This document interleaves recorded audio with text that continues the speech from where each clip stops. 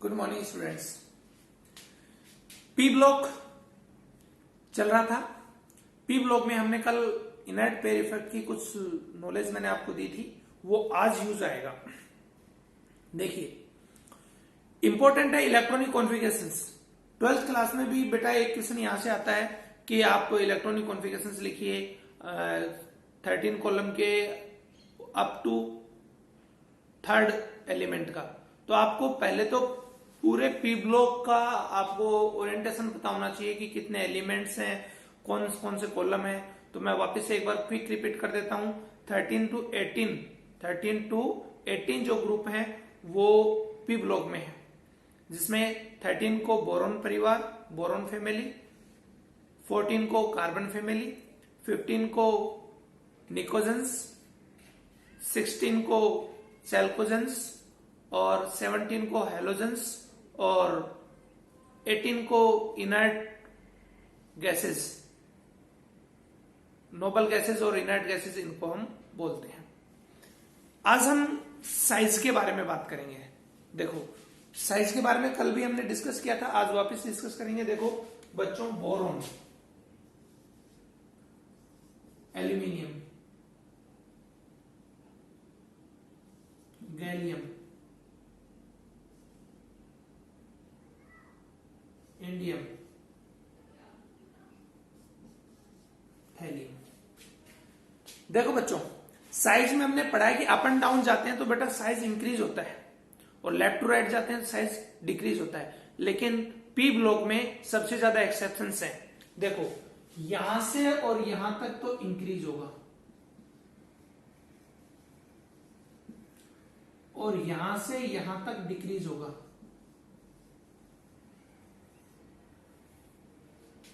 और यहां से यहां तक फिर इंक्रीज होगा, और यहां पे भी इंक्रीज होगा। सबसे स्मॉल साइज बोरॉन, उसके बाद गैलियम का, उसके बाद एल्यूमिनियम का, उसके बाद इंडियम का, और आफ्टर दैट थैलियम का। ऐसा क्यों होता है बच्चों, वो आप समझिए। बच्चों, ऐसा इसलिए होता है कि यहां पर वेकेंट 3D ऑर्बिटल्स हैं, वेकेंट 3D ऑर्बिटल्स हैं। यहां पे रिक्त डी कक्षक है, जबकि यहां पर डी कक्षक फुली फिल्डेड है, पूर्ण पूरित है।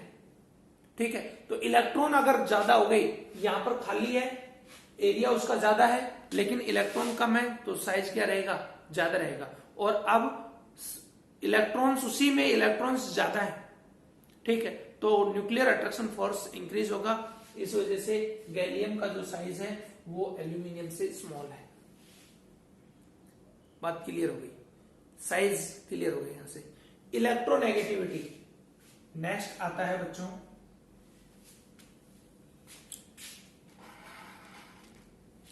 पहला पॉइंट हमने स्टडी कर लिया है साइज। बी पॉइंट हम स्टडी करेंगे electronegativity.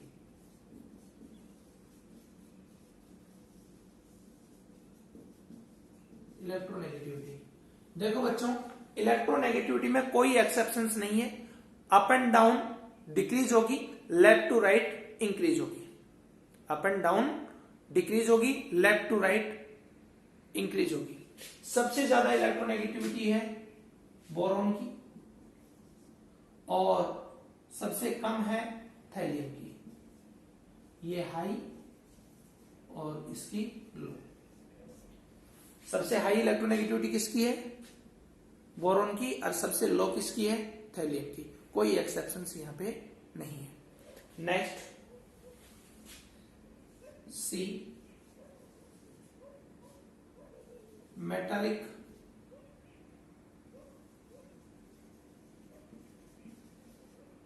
Character. Metallic character size पर इंक्रीज होते हैं। Up and down size increase हो रहा है तो मेटालिक करेक्टर भी इंक्रीज होंगे। ठीक है, तो metallic characteristic boron, aluminium, gallium, indium और थैलियम। सबसे ज्यादा किसमें होंगे? थैलियम के होंगे। समझ गए?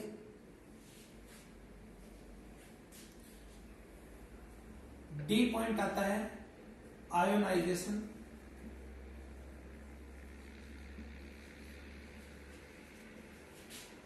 Enthalpy. Ionisation enthalpy, ionisation enthalpy भी साइज पे डिपेंड करती है। आई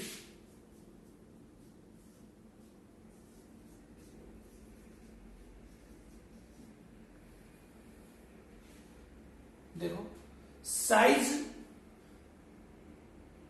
जितना स्मॉल होगा आई की वैल्यू उतनी ही ज्यादा होगी। समझ गए? साइज जितना स्मॉल होगा आई की वैल्यू उतनी ज्यादा होगी। देखो, सबसे स्मॉल साइज किसका है? बोरोन का, तो बोरोन का आई भी ज्यादा होगा। ठीक है।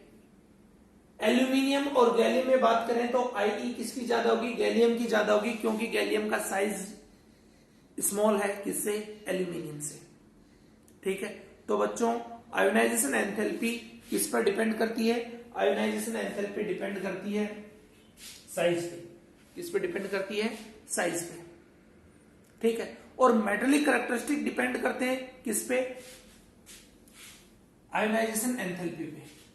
देखो, आयोनाइजेशन एंथैल्पी जिसकी जितनी लो होगी, जितनी लो होगी, उसके मेटेलिक कैरेक्टरिस्टिक उतने ही हाई होंगे। ठीक है। ये भी रेसिप्रोकल है। आई हम मेटेलिक कैरेक्टर के लिए कहें तो metallic character proportional to I, reciprocal to I. I की वैल्यू जितनी ज्यादा होगी मेटेलिक कैरेक्टरिस्टिक कम होंगे। आई की वैल्यू कम होगी, मेटेलिक कैरेक्टरिस्टिक ज्यादा होंगी। ये कॉन्सेप्ट समझो, इससे आपको सारी चीजें क्लियर हो जाएंगी। देखो, सबसे पहला साइज। साइज समझ में आ गया, सारी चीज समझ में आ जाएगी। साइज पर कौन डिपेंड करता है? Ionisation enthalpy. मेटेलिक कैरेक्टरिस्टिक किस पर डिपेंड करते हैं? आयोनाइजेशन एंथैल्पी पे। और वापस देखिए, आयोनाइजेशन एंथैल्पी आई साइज के व्युत्क्रमानुपाती है, यानी साइज जितना स्मॉल होगा आई की वैल्यू उतनी हाई होगी। साइज जितना ज्यादा लार्ज होगा, ठीक है, तो साइज स्मॉल होगा, साइज स्मॉल होगा तो बच्चों आई की वैल्यू क्या होगी? ज्यादा होगी। ठीक है। समझ गए? बोलो, क्लियर हुआ ये बात? तो ये कॉन्सेप्ट थे। और आई की वैल्यू जितनी कम होगी मेटेलिक कैरेक्टरिस्टिक उतने ही ज्यादा होंगे। ये बात समझ में आ गई आपको? तो ये थे आपके आयोनाइजेशन एंथैल्पी। लार्ज साइज होगा, लार्ज साइज होगा, आयोनाइजेशन एंथैल्पी कम होगी। ठीक है। इसी वजह से बच्चों थैलियम की आयोनाइजेशन एंथैल्पी सबसे कम होती है। थैलियम की आयोनाइजेशन एंथैल्पी सभी एंथैल्पियों में कम होती है। ठीक है। थैलियम की आयोनाइजेशन एंथैल्पी बोरोन के और एल्यूमिनियम के कंपैरेटिवली बहुत कम होती है, क्योंकि उसका साइज बहुत लार्ज है। Next,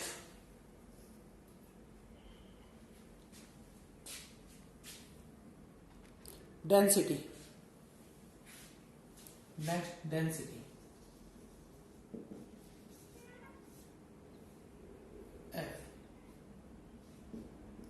density up and down increase होगी। Boron, aluminium, gallium, indium, thallium, density increase होती जा रही है। डेंसिटी इंक्रीज होती जा रही है। ठीक है। सबसे ज्यादा डेंसिटी किसकी होगी? थैलियम की। सबसे कम डेंसिटी किसकी होगी? बोरॉन की। समझ गए? इसके बाद इंपॉर्टेंट पॉइंट आता है oxidation state. Oxidation state. Oxidation state देखो, boron, aluminium, gallium, indium thallium. दो ऑक्सीडेशन स्टेट शो करते हैं ये, एक तो +1 और एक +3।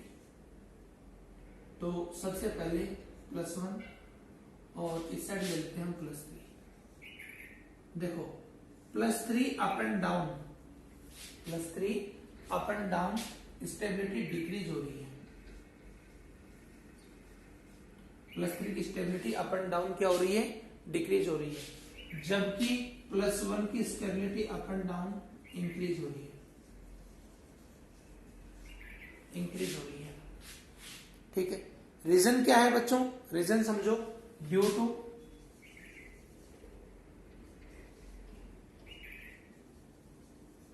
Inert pair effect. कल भी हमने इसकी स्टडी की थी। इनर्ट पेयर इफेक्ट हिंदी में बोलते हैं अक्रिय युग्म प्रभाव।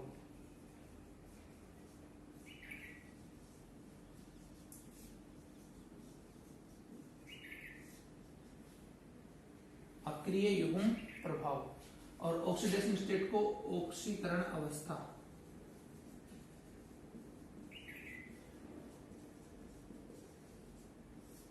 ऑक्सीकरण अवस्था, दो ऑक्सीकरण अवस्थाएं प्रदर्शित करते हैं ये, +1 और +3।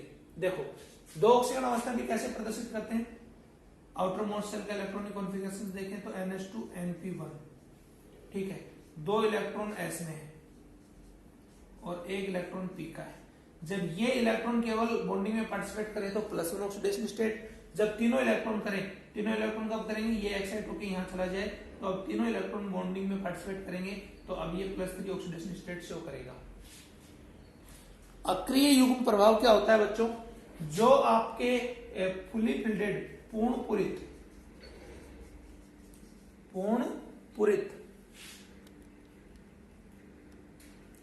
पुरित D और F कक्षक हैं। इन फुली फिल्डेड D और F ऑर्बिटल्स के आ जाने से S के इलेक्ट्रॉन, ये जो S के इलेक्ट्रॉन है ये आगे एक्सपेंड नहीं हो पाते, ये आगे एक्सपेंड नहीं हो पाते, तो ये electron as a inert behave करते हैं।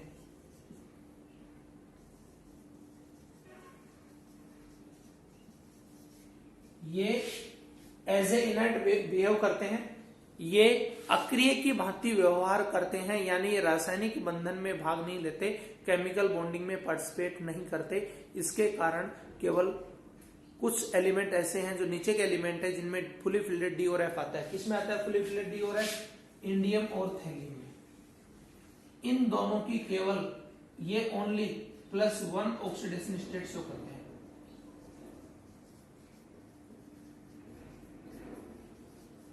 ये +1 ऑक्सीकरण अवस्था प्रदर्शित करते हैं दोनों, और बाकी के वो +3 ऑक्सीकरण अवस्था प्रदर्शित करते हैं। समझ गए, बोरॉन केवल +3, ये जो है दोनों केवल ओनली +3 ऑक्सीडेशन स्टेट शो करते हैं। ठीक है, और नीचे वाले ओनली +1 ऑक्सीडेशन स्टेट शो करते हैं। क्वेश्चन कैसा आएगा, क्वेश्चन आएगा बेटा TlCl3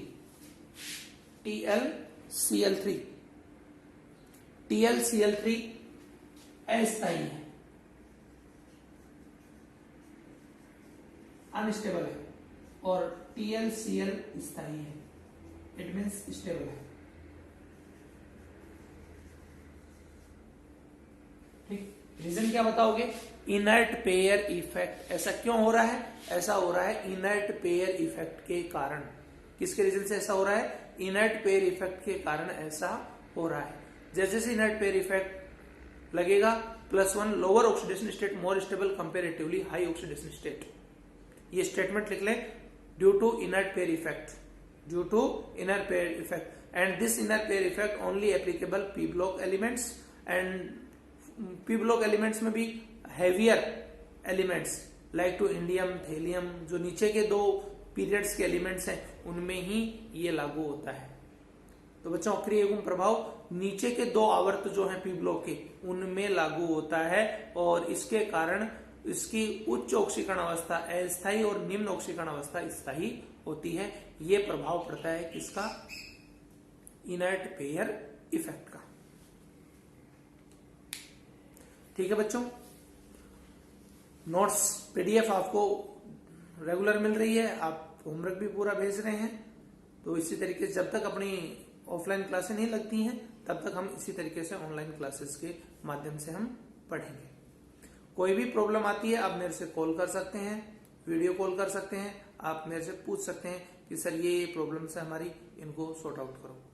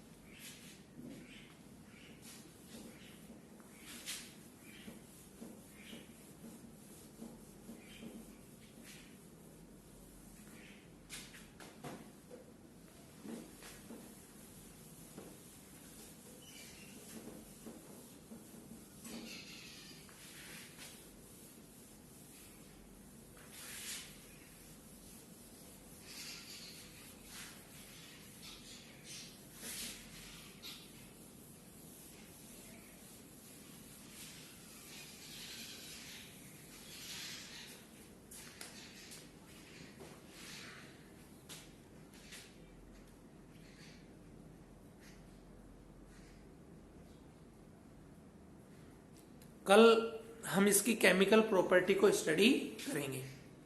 तो केमिकल प्रॉपर्टी एक बार आप देखना इसको, कोई भी प्रॉब्लम्स है, कोई भी डाउट्स है, ठीक है, तो आप इजीली पूछ पाओ, कल अच्छे से आपको समझ में आए।